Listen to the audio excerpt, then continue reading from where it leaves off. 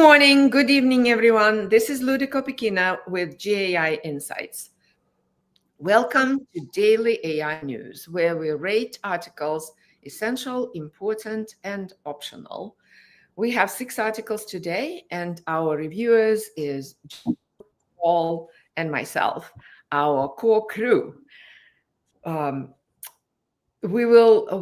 Please follow along. The articles are at gaiinsights.com/articles. Let's start with the first article that is building the next generation of physical agents with Gemini Robotics ER 1.5. So this is a model, the new model from Gemini. They've been pushing on robotics quite a bit. John, what did you think about this one? Yeah, I think this is a very exciting article. I was between important and essential on this one. So in here, Gemini has just did an amazing job of combining the understanding from the language models and then turning that into a physics model, which then can drive a robot in many ways. For example, one of the commands that you can do is, hey, look at this trash and sort it into recyclables and non. And so it can take its understanding of the visual environment, put it into the language model, then create the inference necessary to do planning. So it's like, oh, okay, well, if I'm going to use a Keurig machine, and one of the things is a Keurig machine, and the instruction you give is I need to make a cup of coffee. It looks at the environment, says, oh, that's a Keurig machine. I have to go get I have to open the bail, the thing you open on a Keurig machine. I have to go out and get a pot. I have to take that pot. I have to put it in the thing. I have to make sure there's water in there.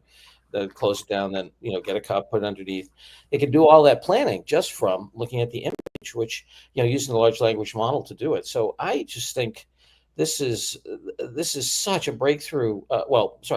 This kind of reasoning has been going on for a couple of years now, but golly, this is really strong. And so I just think that the power of these models, language models, to then go into other environments, physical environments, and so forth, is just spectacular. And Gemini's done a heck of a job with it. So absolutely important, maybe essential. Yeah, Paul, what did you think? Because they are open sourcing this to developers everywhere. So effectively, you can use this model and a robot, a simple robot that you can create, and you could develop it, right? And this model, open weights, open code, everything. So this is really can propagate what we have out there. What did you think? Yeah, it's certainly amazing miracle. I had it as optional. I think there's just so few of our AI leaders who are actually dealing environments with physical robots. So I think it's another vector of amazingness, but optional. Well, John, here we go. We 3 of us. I was on important, Paul, because I was thinking, yes, it's optional for general AI leader, but to know that this is propelling and now it's available, right, is an important knowledge for them to talk about and know. So I'm going. I'm important. Okay, important it is. Let's proceed to the next one then. Talk. I mean, Chalk. Maybe you got the throne. You've got the gavel. No, but I think I want them representative of what we really think and what leaders would use. So the next one is from OpenAI, and it's introducing ChatGPT Pulse. John, what did you think about this one? Yeah, boy, again, important or essential. So I went this morning. I was trying to upgrade my subscription to Pro. The reason I was going to let me make the case for essential. So what this lets you do, and it's just really mind blowing, is it basically looks at the context of how the model has interacted with you, and you can put in your intentions or whatever, and it then picks a few times a day and makes suggestions for you about things it might do for you and so forth. So, for example, if you open it up to your Google Calendar and and other assets, it'll wake up and it knows roughly that I'm starting to work with the models at 7 a.m. So at 7 a.m. it'll come and say, hey John, looks like you're probably going to head to work today. would you like me to look at the traffic and, get a train for you? And, it's just amazing. Or you're flying to Kansas City, and I haven't used it yet, but this idea of having a companion, which is looking at your environment and then monitoring news sources, whatever you want to do, condensing that down, making suggestions. It's really, we talk about agents. This is really, like having a digital butler, that's sitting there using your context, which is just, I think, mind blowing. And just, it's a whole new interaction paradigm of having your agent sitting out there in the world, understanding you, making suggestions and planning on the schedule that you want. I don't know. I was going to give it essential, just as, I mean, you think about, okay, I mean, do companies now start saying, oh, we're your food agent, or, that's our brand, we're Nestle, we're here to help you be healthy. Yes, thank you, Ashish. It's going from reactive to proactive. That's exactly what I was about to say. Yes, and you can actually put in adjustments. So as you see things recommended, you can say, oh, but do this a little bit more and this a little bit less, or you can guide it. And so as a result of over time, you essentially get yourself a butler, a proactive butler to give you information for the day. This is really, I think this is really cool. So you put it as what, John? Big E, essential. Essential. All right, Paul. Yeah, so I think we should all note that I think this is only available in the $200 a month version. So the Pro is a $200 a month version here. But I do agree with John's concept that it is essential. And see, to me, this is a factor they do need to be aware of, because this proactiveness is a really important concept that now is in code, albeit expensive code, but it's in shipping code now. And it can show where this future is going to go. And this is only going to come down and get cheaper over the next 12 months. So essential. Yeah.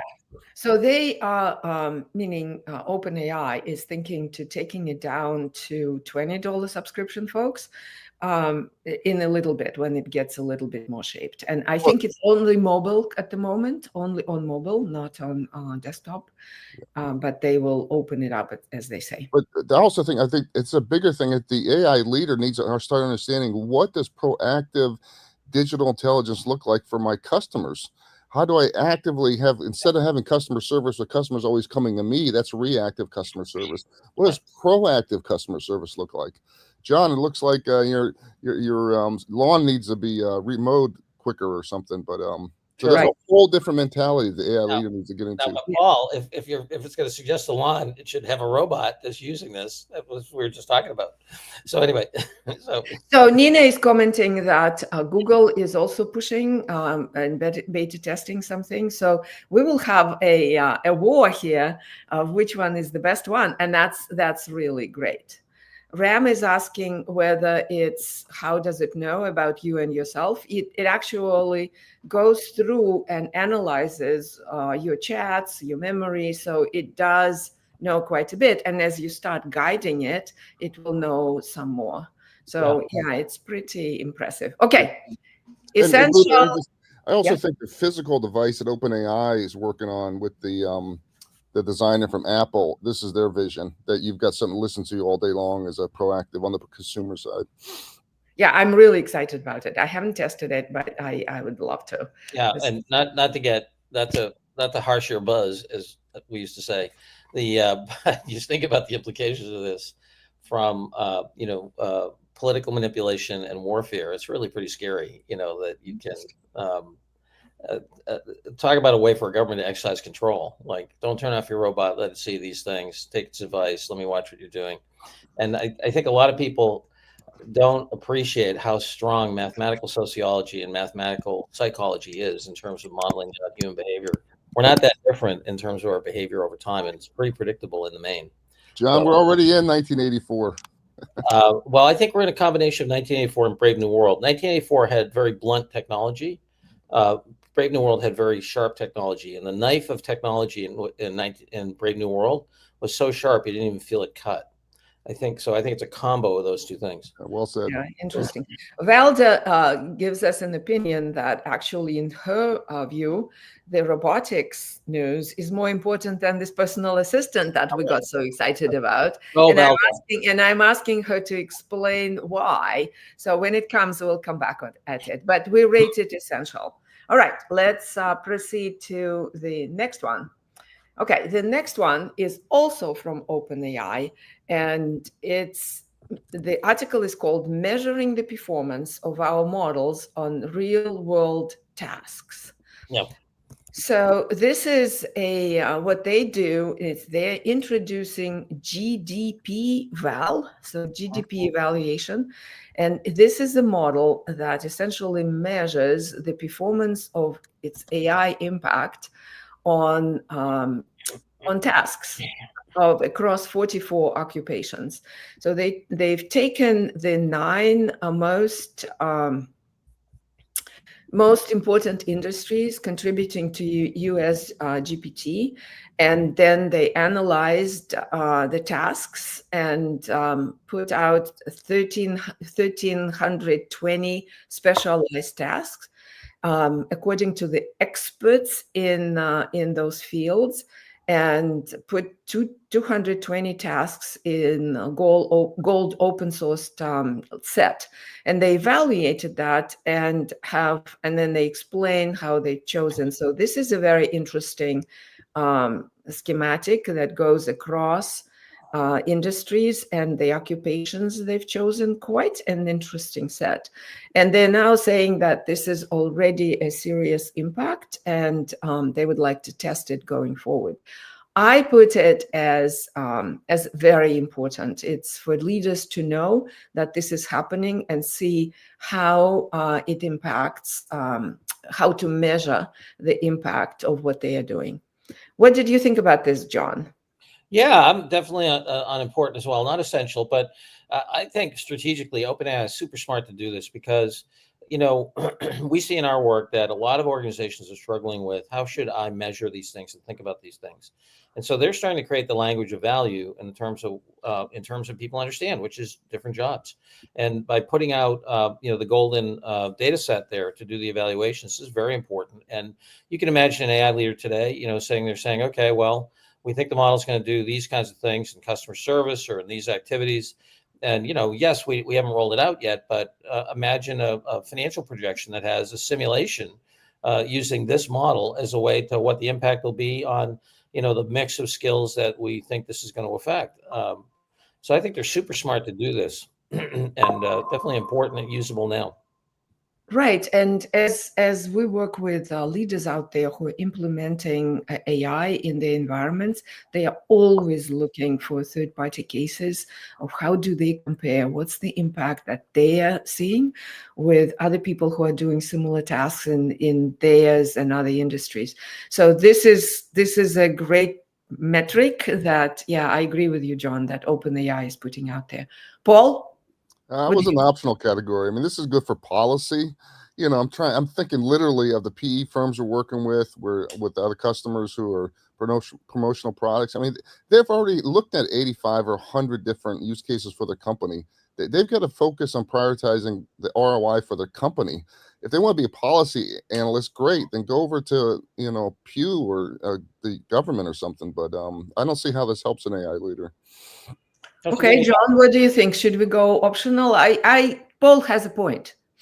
Yeah, I mean, I think you're going to have companies and consulting companies coming in and using this as part of their financial analysis.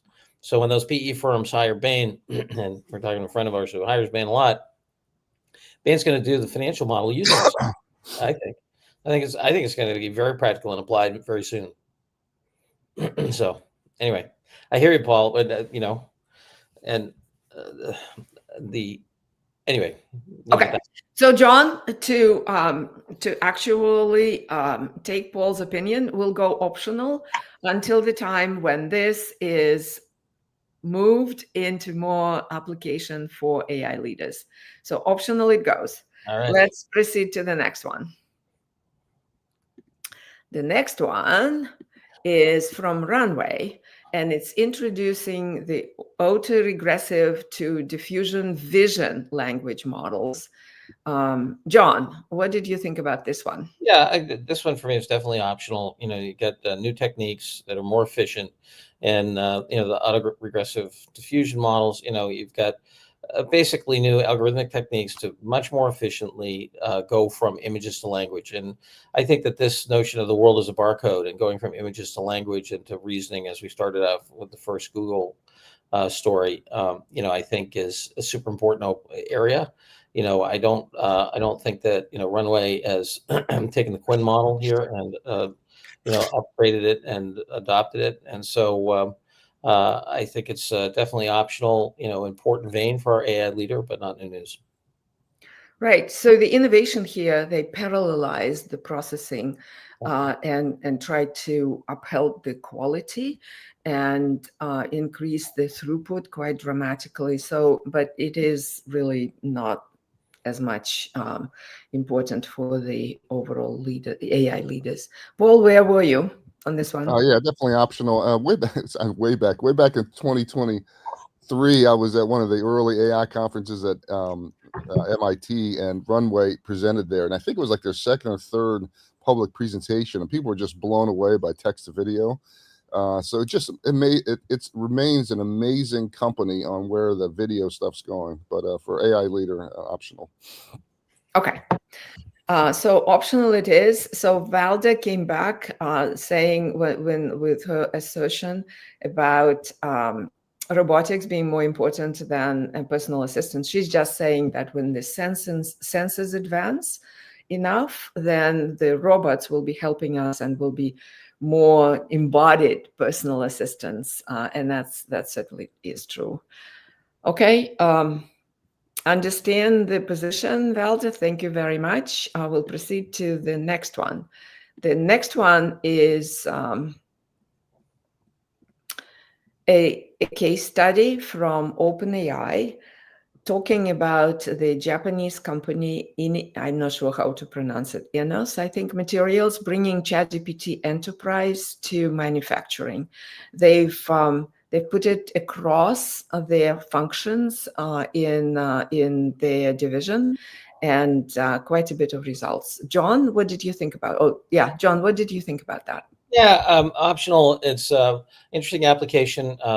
Number of interesting things here in terms of their ability to do, multiple language translations, a huge issue. They have some operations in Hungary versus, the Japanese operations. It helps with, understanding and training and so forth in manufacturing. The case itself is really not well articulated. It doesn't give us, how they do it. Doesn't really give us any economics. So for me, it was optional. Optional from John. Paul, what did you think? Yeah, optional.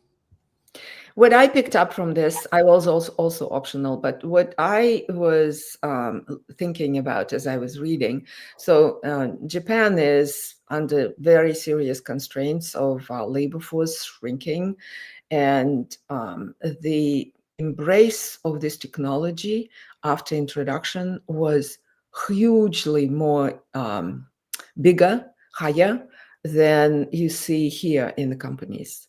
So there's no pushback. They are really, really embracing it. 80%, 85%, 90%. When it becomes available, people are taking it, adjusting it. And they cite things like in the first couple of months, 1,000 custom GPTs were created. So it's just like people are really embracing it in Japan. They realize that it's important. So, but optional. Okay. Let's proceed to the next one. The next one is a paper from Meta talking about CWM. This is Code World Model, a 32 billion parameter open weight LLM for research on code generation with world models. So it's in coding, and it actually trained on Python interpreter and agentic Docker environments. and you can actually see and use those traces and extend that model and use it for your code generation tasks. So it's a learning model, and it got quite a bit of results. Still not, still not up to par with proprietary models, but quite at par with the open weights models, as you can see. So I actually rated it as important development. I think it's for coders out there. When you get this, you can start pushing it. And I think it's very important layer of understanding the real world. What did you think about this, Paul?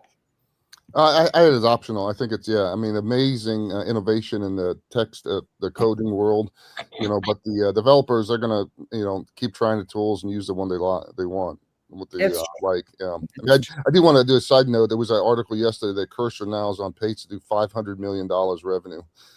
So it just shows the amazing bullseye within the bullseye within the bullseye AI editing or AI coding. But for me, this article is optional. Yeah, this will actually propagate it even more into development space. What did you think about this, John? Optional for the same reasons Paul was talking about. Okay, all right, optional it is. So that was our last article. We were Peter Gonzalez today.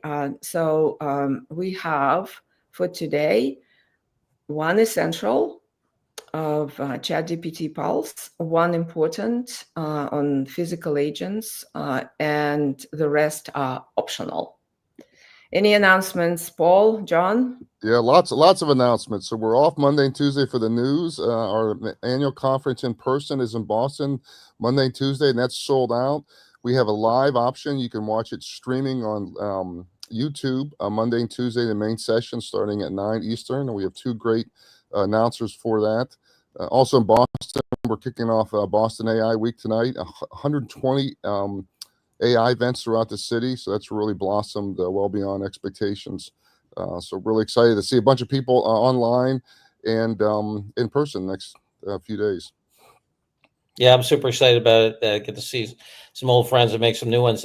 The one thing I would say about today's news that if you step back for a minute, we're really seeing deeper integration of the physical world and the digital world. I mean, when we talk about, these vision models, taking care of robots, coding, looking at real world models. So I think that the thing that's happening here is an integrated semantics across, across physical worlds, across language, right? Those are the things that are super deep right now, is the visual world, the physical world, and language. We're going to also explore other representations of reality, like the biological world, and and many others. And I think the thing about the isomorphism, the ability to go from the language reality into the physical reality, and then be able to reason across those two domains, I think is people are underappreciating what that's going to bring. John, I totally agree. And I think part of it is us monkey brains have been so used to looking at software work with text. We've not used to all this kind of physical space that just seems so far out that, but for the computer, it's just another ones and zeros. Yeah. And the idea that you'll be able to take, the way I think about it is like, how you watch crime shows, if you watch them and they take a little piece of DNA and then they can explode that into, like the full DNA strand, and then understand the human and maybe even know some about them, right? Each piece, we're gonna have little signals of either reality or code or whatever. And because of the strength of these models, we're going to be able to explode those little samples into all kinds of insight.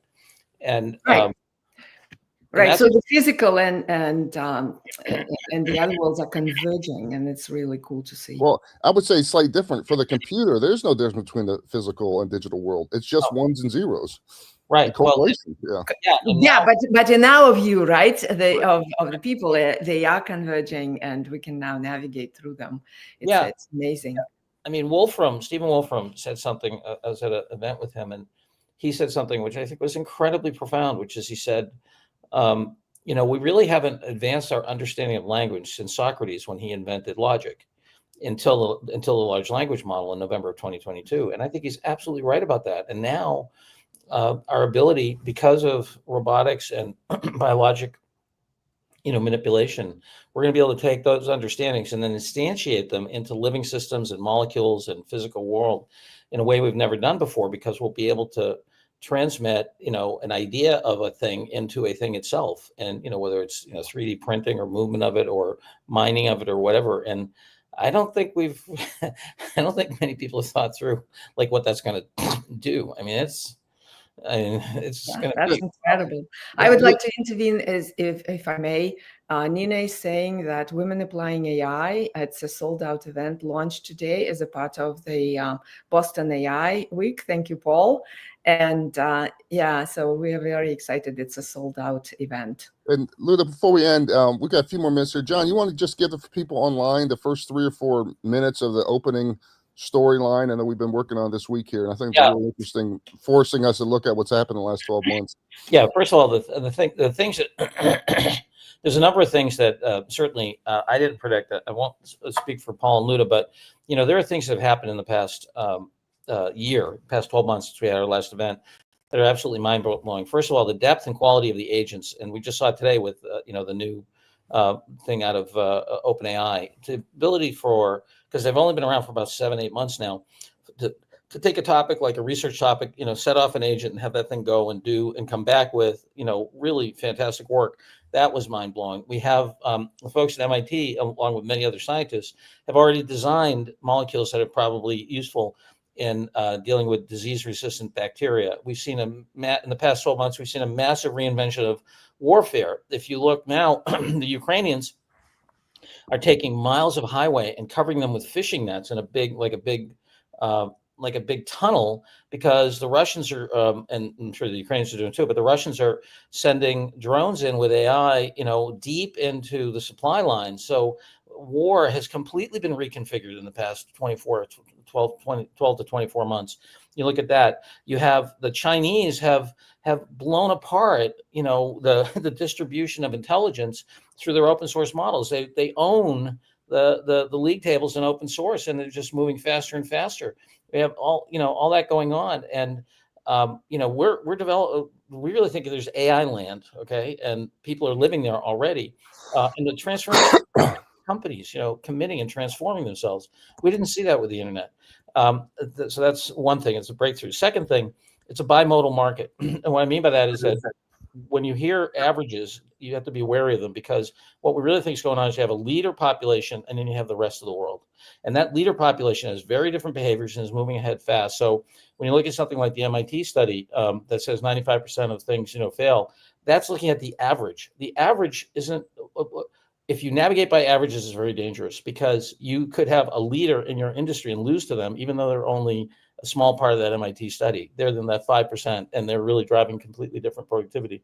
So we really think that, last but not least, I think the most robust finding that we've seen over the past 12 months is the notion that there are levels of development, and we create a little framework we call RISE, which is research and experimentation, islands of innovation, in the I part. S is scaling and orchestrating, and then E is emergent intelligence, the ability of AI to build AI. We think that there's a chasm between the I and the S.